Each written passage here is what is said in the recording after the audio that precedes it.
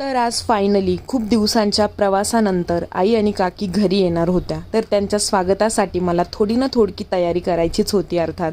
तर मला बैठकीला जायचं होतं, त्याची गडबड होती. पण सकाळी लवकर उठून अगदी थोडं सिम्पलचं असं काहीतरी डेकोरेशन करायचा मी प्रयत्न केला.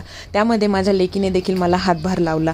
मग छानपैकी असं मस्त डेकोरेशनची तयारी झाल्यानंतर अधिष्ठाला काहीतरी वेगळीच एक्साइटमेंट होती की आज आजी येणार म्हणून.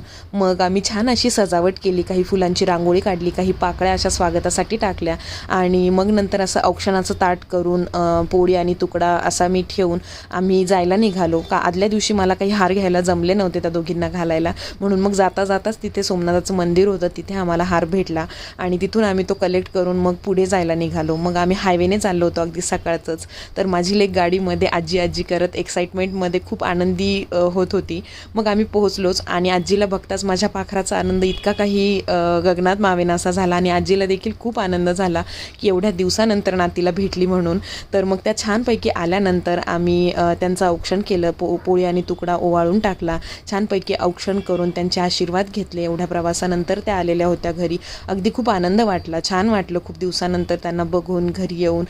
घरी त्या नव्हत्या तर कसं सुनं वाटत होतं. मग त्या आल्यानंतर अधिष्ठाची चांगलीच मजा मस्ती सुरू झाली, बोकाडी बहुत सुरू झालं. त्यांच्यासाठी छान जेवण केलं होतं मी आणि मग छानपैकी जेवण करून सगळ्यांनी आराम केला दुपारी. Thanks for watching. Bye bye.